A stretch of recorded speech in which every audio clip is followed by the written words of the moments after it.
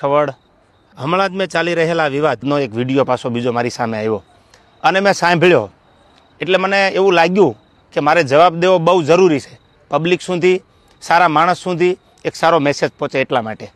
એ વિડીયોમાં એ બોલે છે પહેલો પોઈન્ટ કે એડ્રેસ છુપાવવું પડે છે એને. તો મારે એડ્રેસ કેમ છુપાવવું પડે ભાઈ? મારી તો અપડેટ હોય કે મારો ગઈકાલે આ કાર્યક્રમ છે, છતાંય તારે એડ્રેસ જોતું જ હોય તો ઇસ્કોન આંબલી રોડ ઉપર મારી ઓફિસ છે, આ મારું એડ્રેસ. ઓકે. બીજી વાત, પ્રશ્ન બીજો કે 200 લોકોને સાથે લઈને ફરે છે. 200 લોકો એટલે એક ગાડીમાં 4નું 5નું સીટિંગ હોય તો 200 લોકોમાં કેટલી ગાડીઓ કમસે કમ મારે જોવે? આપ પણ જાણો છો. જેને જેને ડાયરા કર્યા આયોજકને પૂછો કે કેટલી ગાડીઓ લઈને આવું છું, એ બધા પ્રૂફ પુરાવા દેવાની જરૂર નથી. આ એકદમ ફેક્ટ વાત છે, ઉપજાવેલી વાત છે એની. ત્રીજી વાત કરું તો સમાધાન કરવા માટે 50 લોકોને દોડાવ્યા. આવો એ બ્લેમ કરે છે મારી પર. હું સમાધાન કરવા દોડાવું? તું એવડી મોટી કોઈ તોપ નથી તો હું સમાધાન કરવા માટે 50 લોકોને દોડતા. ઓથેન્ટિક પુરાવો કે તે જ્યારે આ બનાવ બન્યો 2 વર્ષ પહેલાં સોનબાઈ માના મંદિરે જ્યારે સમાધાન કરવાનું હતું ત્યારે પ્રવીણદાન ગઢવી એટલે કે મોગલ સેનાના પ્રમુખ મને ફોન આવ્યો પેલો દીપકભાઈ કાઠીનો અમદાવાદ કે પ્રવીણદાનને કામ છે. પ્રવીણદાનને કોન્ફરન્સમાં લીધા અને મને પ્રવીણદાને કીધું કે કોઈ પણ રીતે આ મામલો પતાવવાનો છે તમે પ્લીઝ. મેં કીધું કાંઈ વાંધો નહીં, તમે પ્લીઝ ન બોલો. ત્યાર પછી મને ફોન આવ્યો મઢડાથી દાદુભાઈનો. દાદુભાઈએ કીધું કે તમારે સોનબાઈ માના મંદિરે આવવાનું છે. એટલે મેં કીધું કે આવું ખરો પણ માફી નહીં માગું. તો દાદુભાઈએ કીધું કે માફી માંગવા બોલાવવાના નથી. આ વાત થયા પછી હું મઢડા સોનબાઈ માના મંદિરે રાજકોટથી જવા તૈયાર થયો. એટલે તું એવી કોઈ મોટી તોપ નથી કે મારે સમાધાન માટે 50 લોકોને તારી પાછળ દોડાવવા પડે. મારે બહુ જાજી વાત કરવી નથી કારણ કે પબ્લિક પાસે, ઓડિયન્સ પાસે એટલો બધો સમય નથી આ ફાલતુ વાતું સાંભળવાનો. પણ મારે પ્રૂફ આપવું એ મારા માટે અગત્યનું જરૂર લાગ્યું. મારો કિંમતી સમય સાહિત્યમાં મારા જે પ્રેક્ષકો છે એને સારી વાતું સંભળાવવામાં કે સાહિત્યની 2 વાતો નવી આપવામાં છે. એટલે મને આ બધી ફાલતુ વાતોમાં એટલો બધો ઇન્ટરેસ્ટ નથી. રહી વાત બીજી સંસ્કારની, તો સંસ્કારની વાત રહેવા દે ભાઈ. બધાના સંસ્કારની બધાને ખબર છે. જે મુઠ્ઠી બાંધેલી છે એને ઉઘાડી ન કર, ઉઘાડી હવા ખાય. એટલે આ બધી વાત છોડી દે. અને રહી વાત છેલ્લી મોરાની, તો તને સ્ટેજ પરથી પણ કીધું હતું કે જેદી મજા આવે ત્યારે મોરો દેવાની તારી તૈયારી છે, એથી જાજી મારી તૈયારી છે. પહેલ તે કરી છે એટલે હું તારી રાહ જોઉં છું. સમાધાન પછી સ્થિર પાણીમાં કાંકરીનો ઘા તે કર્યો છે તો હું તારી રાહ જોઉં છું. આઈ એમ વેઇટિંગ ફોર યુ. કોઈ લાંબી ચર્ચા કરવાની જરૂર નથી. મેં આની પહેલાંય કીધું હતું ને, હજી કહું છું ડાયલોગબાજી બંધ કરી દે.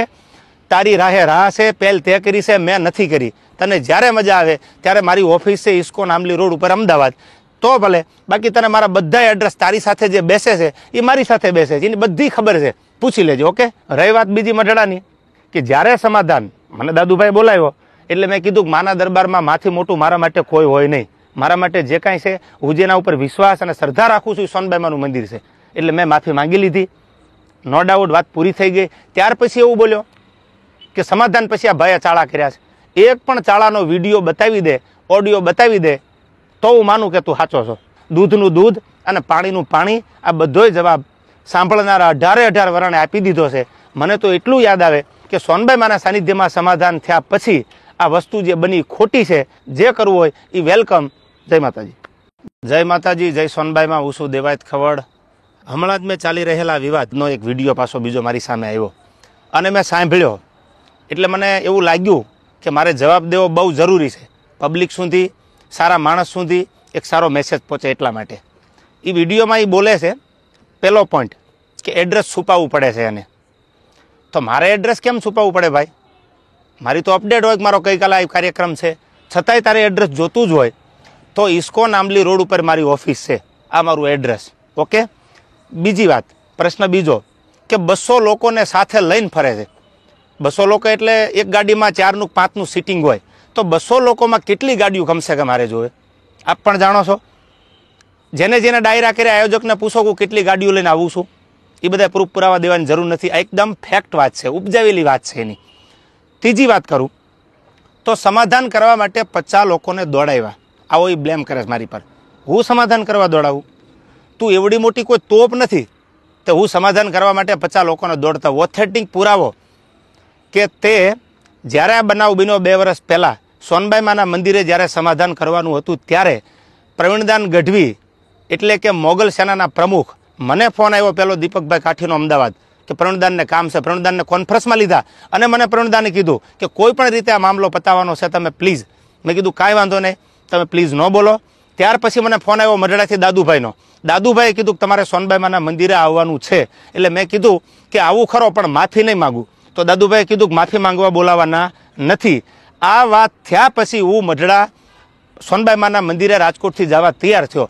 એટલે તું એવી કોઈ મોટી તોપ નથી કે મારા સમાધાન માટે 50 લોકોને તારી પાછળ દોડાવવા પડે. મારે બહુ જાજી વાત કરવી નથી, કારણ કે પબ્લિક પાસે, ઓડિયન્સ પાસે એટલો બધો સમય નથી આ ફાલતુ વાતું સાંભળવાનો.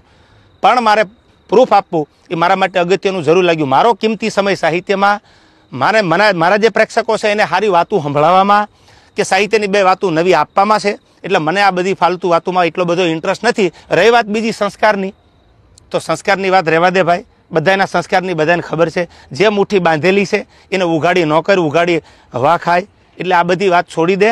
અને રહી વાત છેલ્લી મોરાની, તો તને સ્ટેજ પરથી પણ કીધું હતું કે જેદી મજા આવે ત્યારે મોરે મોરો દેવાની તારી તૈયારી છે, એથી જ આજે મારી તૈયારી છે. પહેલ તે કરી છે, એટલે હું તારી રાહ જોઉં છું. સમાધાન પછી સ્થિર પાણીમાં કાંકરીનો ઘા તે કર્યો છે, તો હું તારી રાહ જોઉં છું. આઈ એમ વેઇટિંગ ફોર યુ.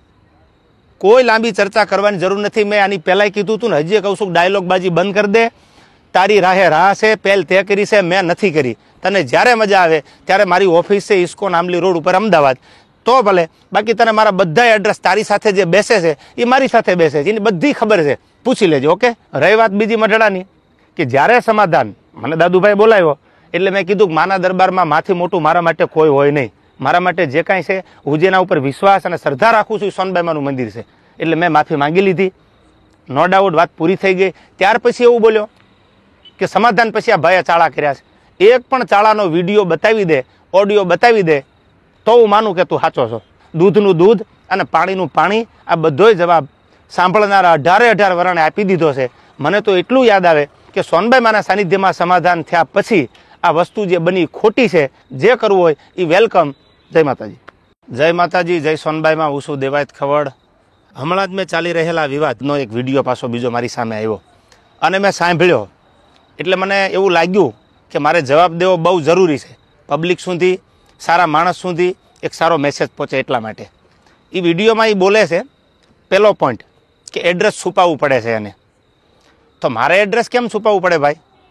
મારી તો અપડેટ હોય કે મારો ગઈકાલે આ કાર્યક્રમ છે, છતાંય તારે એડ્રેસ જોતું જ હોય તો ઇસ્કોન આંબલી રોડ ઉપર મારી ઓફિસ છે, આ મારું એડ્રેસ. ઓકે. બીજી વાત, પ્રશ્ન બીજો, કે 200 લોકોને સાથે લઈને ફરે છે. 200 લોકો એટલે એક ગાડીમાં 4નું 5નું સીટિંગ હોય, તો 200 લોકોમાં કેટલી ગાડીઓ કમસે કમ મારે જોવે? આપ પણ જાણો છો. જેને ડાયરા કર્યા આયોજકને પૂછો કે કેટલી ગાડીઓ લઈને આવું છું, એ બધા પ્રૂફ પુરાવા દેવાની જરૂર નથી. આ એકદમ ફેક્ટ વાત છે, ઉપજાવેલી વાત છે એની. ત્રીજી વાત કરું તો સમાધાન કરવા માટે 50 લોકોને દોડાવ્યા. આવો એ બ્લેમ કરે છે મારી પર. હું સમાધાન કરવા દોડાવું? તું એવડી મોટી કોઈ તોપ નથી તો હું સમાધાન કરવા માટે 50 લોકોને દોડતા. ઓથેન્ટિક પુરાવો કે તે જ્યારે આ બનાવ બન્યો 2 વર્ષ પહેલાં સોનબાઈમાના મંદિરે જ્યારે સમાધાન કરવાનું હતું, ત્યારે પ્રવીણદાન ગઢવી એટલે કે મોગલ સેનાના પ્રમુખ, મને ફોન આવ્યો પેલો દીપકભાઈ કાઠીનો અમદાવાદ, કે પ્રણદાનને કામ છે, પ્રણદાનને કોન્ફરન્સમાં લીધા અને મને પ્રણદાને કીધું કે કોઈ પણ રીતે આ મામલો પતાવવાનો છે, તમે પ્લીઝ. મેં કીધું કાંઈ વાંધો નહીં, તમે પ્લીઝ ન બોલો. ત્યાર પછી મને ફોન આવ્યો મઢડાથી દાદુભાઈનો. દાદુભાઈએ કીધું કે તમારે સોનબાઈમાના મંદિરે આવવાનું છે. એટલે મેં કીધું કે આવું ખરો, પણ માફી નહીં માગું.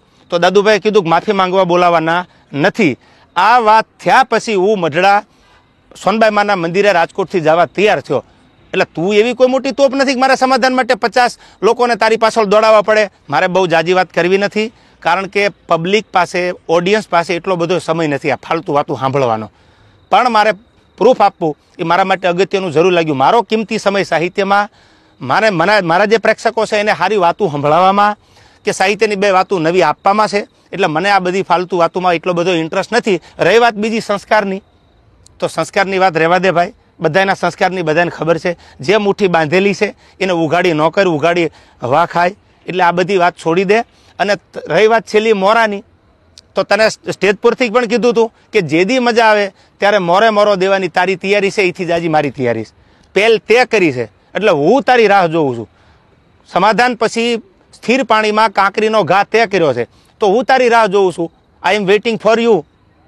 કોઈ લાંબી ચર્ચા કરવાની જરૂર નથી. મેં આની પહેલાંય કીધું હતું ને, હજી કહું છું, ડાયલોગબાજી બંધ કરી દે.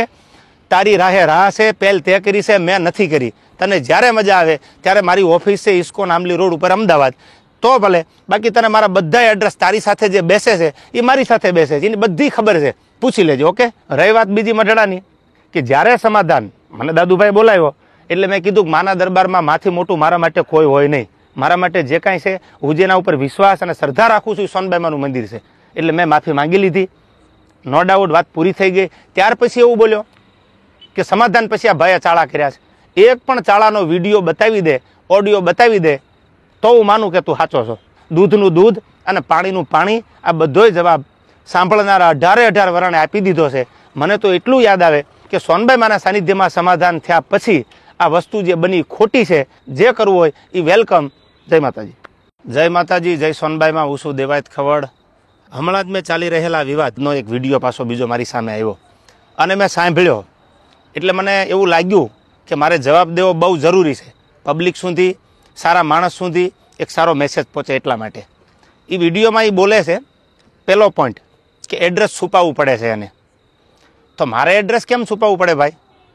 મારી તો અપડેટ હોય કે મારો ગઈકાલે આ કાર્યક્રમ છે, છતાંય તારે એડ્રેસ જોતું જ હોય તો ઇસ્કોન આંબલી રોડ ઉપર મારી ઓફિસ છે, આ મારું એડ્રેસ. ઓકે. બીજી વાત, પ્રશ્ન બીજો, કે 200 લોકોને સાથે લઈને ફરે છે. 200 લોકો એટલે એક ગાડીમાં 4નું 5નું સીટિંગ હોય, તો 200 લોકોમાં કેટલી ગાડીઓ કમસે કમ મારે જોવે? આપ પણ જાણો છો. જેને જેને ડાયરા કર્યા આયોજકને પૂછો કે કેટલી ગાડીઓ લઈને આવું છું, એ બધા પ્રૂફ પુરાવા દેવાની જરૂર નથી. આ એકદમ ફેક્ટ વાત છે, ઉપજાવેલી વાત છે એની. ત્રીજી વાત કરું તો સમાધાન કરવા માટે 50 લોકોને દોડાવ્યા. આવો એ બ્લેમ કરે છે મારી પર.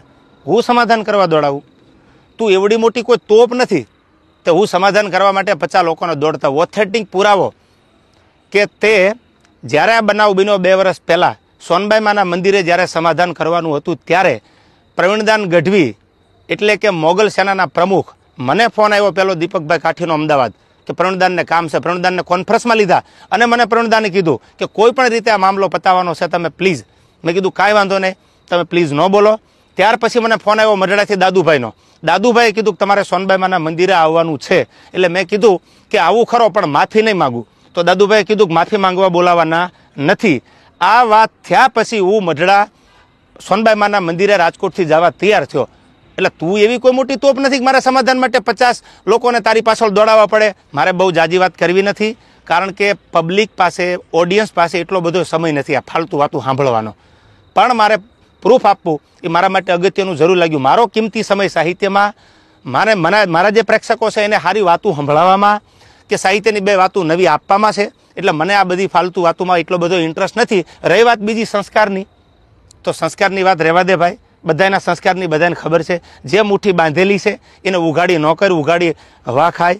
એટલે આ બધી વાત છોડી દે. અને રહી વાત છેલ્લી મોરાની, તો તને સ્ટેજ પરથી પણ કીધું હતું કે જેદી મજા આવે ત્યારે મોરો દેવાની તારી તૈયારી છે, એથી જાજી મારી તૈયારી છે. પહેલ તે કરી છે એટલે હું તારી રાહ જોઉં છું. સમાધાન પછી સ્થિર પાણીમાં કાંકરીનો ઘા તે કર્યો છે, તો હું તારી રાહ જોઉં છું. આઈ એમ વેઇટિંગ ફોર યુ. કોઈ લાંબી ચર્ચા કરવાની જરૂર નથી. મેં આની પહેલાંય કીધું હતું ને, હજી કહું છું, ડાયલોગબાજી બંધ કરી દે. તારી રાહે રાહ છે, પહેલ તે કરી છે, મેં નથી કરી. તને જ્યારે મજા આવે ત્યારે મારી ઓફિસ છે ઇસ્કોન આંબલી રોડ ઉપર અમદાવાદ, તો ભલે. બાકી તને મારા બધા એડ્રેસ તારી સાથે જે બેસે છે એ મારી સાથે બેસે છે, એની બધી ખબર છે, પૂછી લેજો. ઓકે. રહી વાત બીજી મઢડાની, કે જ્યારે સમાધાન મને દાદુભાઈ બોલાવ્યો એટલે મેં કીધું કે માના દરબારમાં માથી મોટું મારા માટે કોઈ હોય નહીં. મારા માટે જે કાંઈ છે, હું જેના ઉપર વિશ્વાસ અને શ્રદ્ધા રાખું છું એ સોનબાઈમાનું મંદિર છે. એટલે મેં માફી માંગી લીધી. નો ડાઉટ વાત પૂરી થઈ ગઈ. ત્યાર પછી એવું બોલ્યો કે સમાધાન પછી આ ભાઈએ ચાળા કર્યા છે. એક પણ ચાળાનો વિડીયો બતાવી દે, ઓડિયો બતાવી દે, તો હું માનું કે તું સાચો છો.